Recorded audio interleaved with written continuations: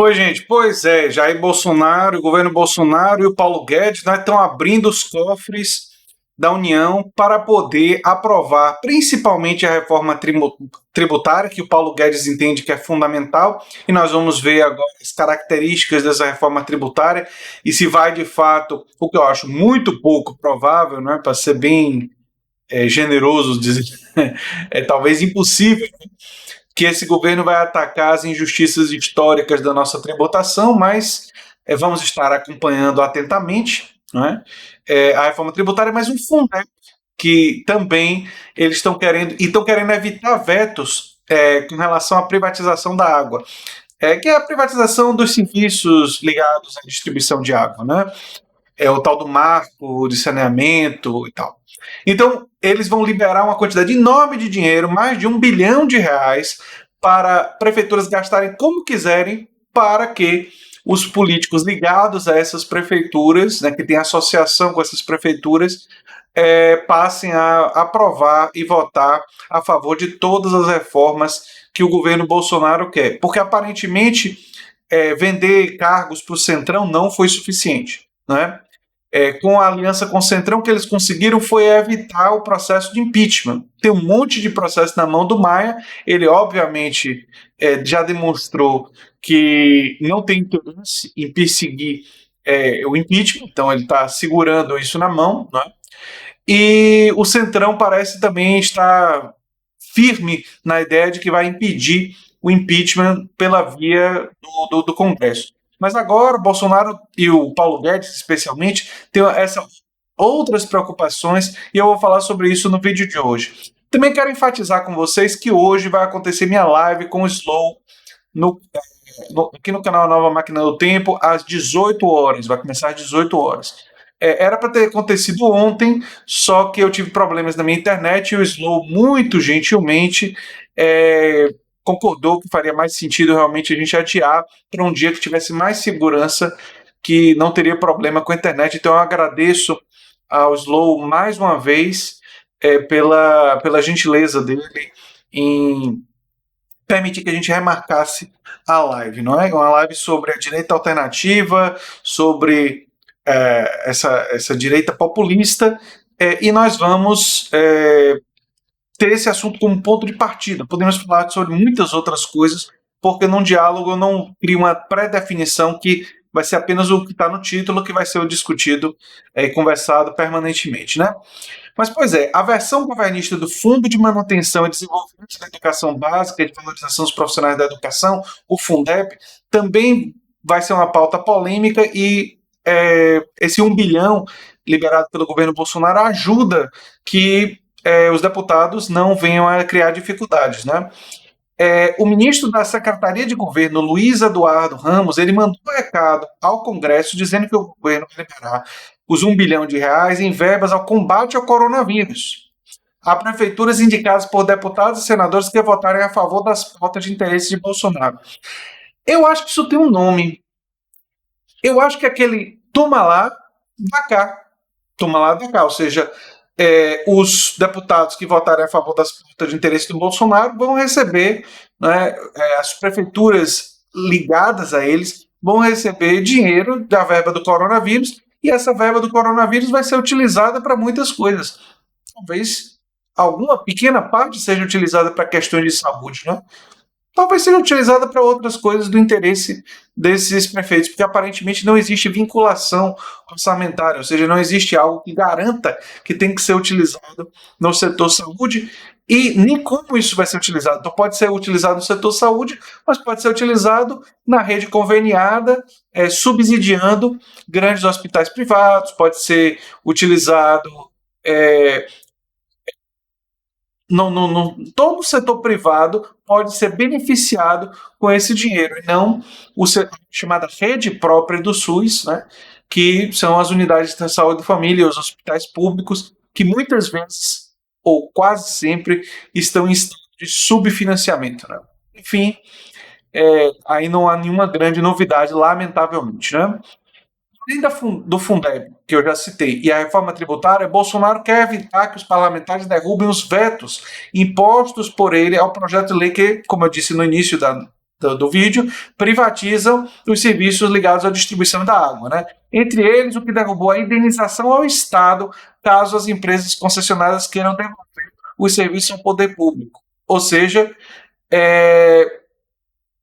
enfim, é difícil até de falar sobre isso, né? Porque ele impediu isso, né? É lamentável, para dizer o mínimo, né? No início de julho, o Ministério da Saúde liberou 5,7 bilhões a municípios para o combate do novo coronavírus. O governo permitiu que deputados indicassem o destino de cotas de 10 milhões de reais para diferentes cidades. Os valores publicados, porém, não bateram com os que foram acordados, gerando frustração entre os parlamentares. Não receberam tudo que eles queriam e agora estão cobrando. Estão cobrando do governo Bolsonaro. Porque a gente tem que lembrar que o fisiologismo, que o patrimonialismo, o uso privado da coisa pública, que é o patrimonialismo, essas práticas que são históricas e que estão incrustadas no Estado brasileiro e nas práticas políticas dos políticos, vão ser demandas desses políticos permanentemente. E vai caber à sociedade civil organizada, vai caber ao campo progressista, vai caber às pessoas que são contrárias a isso lutar para denunciar quando acontece e tentar eleger pessoas que não entrem nesse tipo de política, que não participem disso. E vale a pena lembrar que não são todos os deputados ou vereadores dos partidos progressistas que são limpos nesse quesito.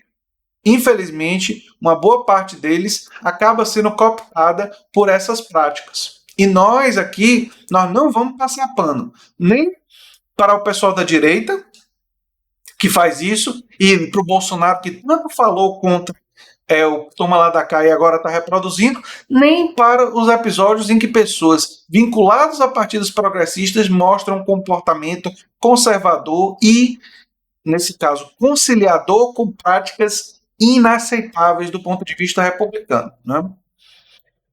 Vale a pena dizer que a revolta do baixo clero estaria sendo capitaneada dentro do próprio governo pelo ministro das Comunicações, o Fábio Faria, que é genro de Silvio Santos, e ele articularia a derrubada de Luiz Ramos para emplacar uma assessora de Paulo Guedes na Secretaria de Governo. Quer dizer, aí é uma briga entre esses setores diferentes do governo Bolsonaro, não é? Bem, Bolsonaro, que tanto falou contra o toma lá da cá, que tanto falou contra a velha política, reproduz todas as práticas. E aí eu gostaria de falar para vocês de outros países, né? O Donald Trump nos Estados Unidos também se elegeu dizendo que havia um swamp, né?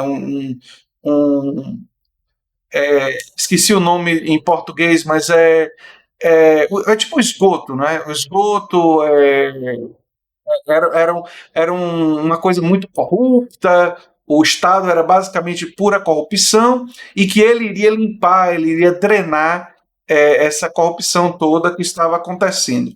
Pois Donald Trump, quando se elegeu, o que foi que ele fez? Ele colocou nos lugares de poder o pessoal de Wall Street, que quebrou os Estados Unidos e o mundo inteiro, ninguém foi preso.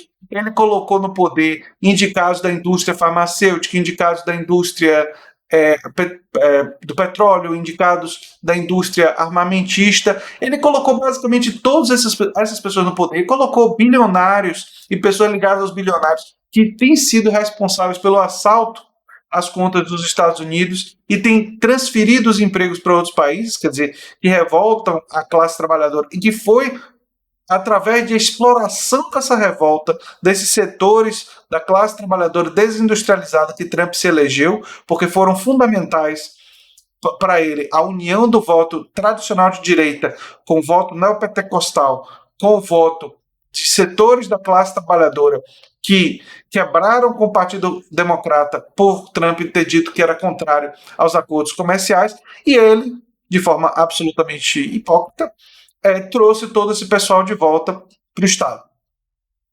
E o Biden vai fazer a mesma coisa, não se enganem não. O Biden se elegendo, como é o mais provável, ele vai botar a galera de Wall Street e todo mundo lá dentro de novo.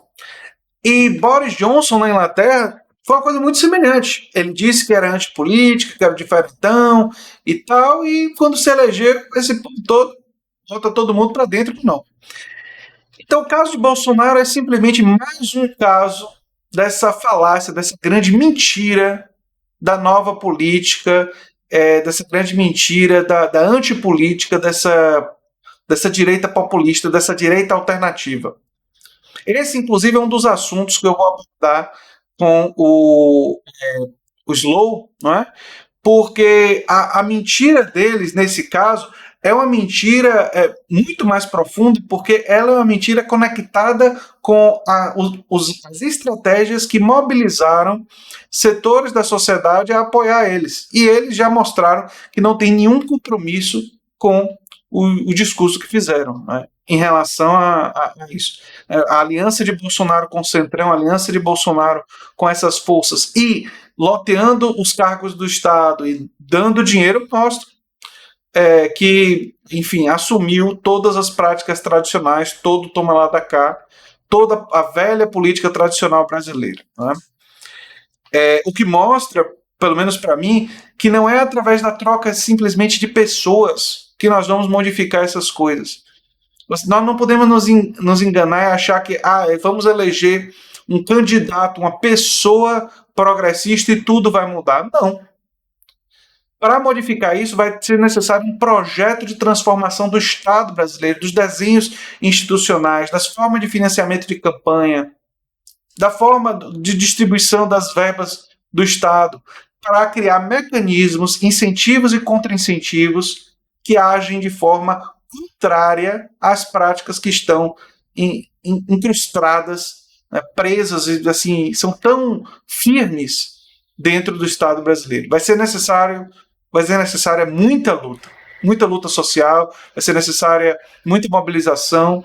Nós precisamos nos unir e não apenas eleger um líder progressista no futuro, mas precisamos construir coletivamente um projeto de Estado, de sociedade que vai modificar essas práticas, porque senão elas vão continuar se perpetuando. Era isso que eu tinha para dizer sobre esse assunto. Você chegou agora, o canal é a Nova Máquina do Tempo, eu sou André Teixeira Jacobina, como eu disse já, hoje mais tarde tem a live com o Slow, espero vocês lá. Um abração e até lá. Tchau, tchau, gente.